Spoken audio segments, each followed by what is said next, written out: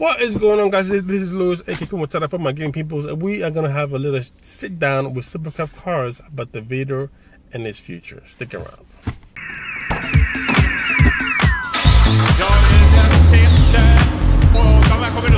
From the last video that I uploaded, there has been misconceptions and doubts of the future of the Vaydor and what's going to happen, because you guys have been asking me questions that I really don't have the answers to. So I decided to reach out to them and have a little Q&A so we can eliminate all the doubts.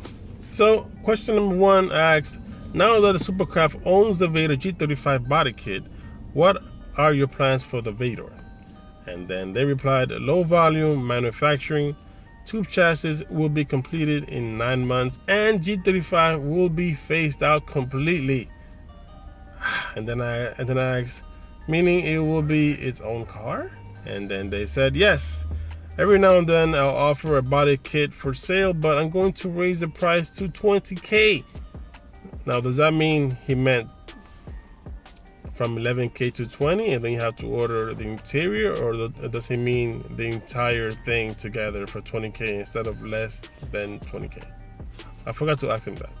I just thought about that right now. Anyway, we're having to fix all the molds, and bodies will be coming out flawless. So now instead of $11K with imperfections, now you're gonna get it for $20K, but flawlessly. And for question number two, what's the going price for an installed G35 exterior and interior? No wheels or upgrades, just the Vaydor kit. And they replied $35K. And then I asked with paint, and then they replied $75K. Ouch. So question number three, since the body kit won't be sold by itself, some wonder if parts will be available if mishaps happen. They replied, please let me address the spacer issue. They said Pittsburgh Vaydor and some other guy has some crazy unsafe spacers on their Vaydors. And now everyone thinks we put 8-inch spacers on the car. No spacers at all in the rear, 1-inch spacers on the front. That is it. Parts will be available, but in need to see proof of damaged parts. So there you guys, you will be able to get your parts if you own a kit, or if you have a Vaydor already, you still will be able to get parts. And that was a done deal for me. I personally wanted to know that question that I was asked, because if they would have said no, the parts will not be available, I'm sorry guys, but the title of this video would have been the reason why I'm not getting a Vaydor, because that wouldn't make no sense at all. But thank God they are providing parts if you provide proof of damaged ownership of parts of your Vaydor. So that's cool. Thumbs up. So number four, I said, will you guys offer warranty since it only will be built by Supercraftscars? And they said, we offer warranty on all our fully built Vaydors, 1 year 100%. Years 2 and 3, 50-50. That's not bad at all. Not bad at all. No warranty on rough installs. Ugh. Because that's what I was going to go for, a rough install. Why not? I forgot to ask him that. Darn it, McDavitt. So number five, I said, what upgrades does Supercraftscars offer for the Vaydor? And then they replied, too many to list. We can do anything the customer wants. And then I was curious. I was like, I wanted to know specifically engine and tranny. They said, we're building an interactive website that will have all options. If that's what the customer wants, yes, we can do engine swaps, but will be expensive. And that's a rough estimate. You know, I really wanted to get down to the nitty gritty. And then they said $25,000 starting for the engine swap. That's kind of steep. Question number six. One of the major concerns about the Vaydor body kit is the price when compared to other cars like the older M5, the Viper, the C6, the C7, etc., etc. What does Supercraft say of the issue now that you own it? And then they replied, it's not a body kit anymore for starters. It's a custom built. It's exclusive. Everyone can own the cars you mentioned, but not everyone can own a Vaydor. If you want to stand out of the crowd, you get a Vaydor. True. Those cars you mentioned don't even compare to the Vaydor. The Vaydor is in a higher class like Ferrari, Porsche, and McLaren. I have to agree. You know, based on look, it is in that higher rank of exotic, you know, supercar lookish type of thing. They just need to get a performance, you know, on par with McLaren and Ferrari. Then they said, looks wise. We're working on the performance side now. So there you go.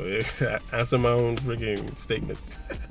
So number 7, it said, when will we see the mid-engine Vaydor and a price expected?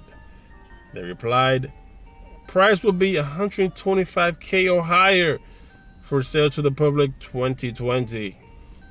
And then I sneaked one in and said, will the G35 Vaydor will drop in price then, or is expected to stay the same? Meaning when the mid-engine Vaydor comes out. And then they replied, we will be phasing out the G35, which means no more G35 chassis in 9 months or sooner. Ouch, man. I'm getting a crunch like you won't believe, man. This is happening way too fast for me. I don't have the money, guys. Let me get a house first. Question number 8. Will the mid-engine feature a different design or just slightly? And then they replied, don't know yet. Which, I don't know about that. Like, why would you purchase the rights to a kit car and then change it around? So, in my opinion, guys, it's just going to be slightly, if then. So, number 9, engine and tranny plan to be used for the mid-engine, if you can say that at this point. And they replied, I'm going to stop you here. Stop in the name of love. We have a big press release coming out soon. Everything you're asking will be addressed. So I try to, you know, get in there with the mid-engine because I'm so freaking curious about that build. It's gonna be freaking amazing, I'm guessing. And if they nail the performance part of the Vaydor with that mid-engine Corvette, that the Vaydor is gonna just be the car to get. And then they added, we are just shutting everything down to get all reputation of it being a G35 and a kit car. Stay tuned. And if you have more doubts of the kit of the mid-engine, whatever you may be thinking of that I did include it in this Q&A, just write to them right here. That is their contact information, and they will happily answer all your questions. They're very nice people, I must say. And to take their time to answer all these questions was awesome. I think I contacted them like at 8 o'clock or 9 o'clock at nighttime, and they happily, with no hesitation, said, yes, go ahead, ask us questions. So that's pretty dope of them. I think Supercraftscars have very good hopes and very positive things going for the Vaydor, and I'm just excited to get to see what they do with it. And I'll be there, you know. If they mess up, I'll let them know too. So that is it, guys, for this part of the video. If you were interested just in the Q&A, goodbye, and I'll see you next video. But if you want to know my personal thought of this Q&A, just stick around. I'm just gonna blab for 1 more minute. You guys still here? Okay, so you did stay. Oh, all right. Okay, so my personal thought on this thing, I think the price is what's hurting the Vaydor car more than anything else. We know that it's a looker, you know, it's an amazing looking car. It looks like a supercar. It looks like an exotic car, and that's why we all love it, right? Correct?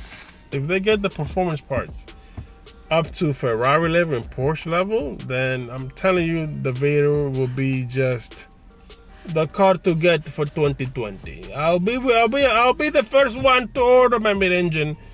If they play the car right, I'll be the first freaking customer. I'll pre-order right now. Let me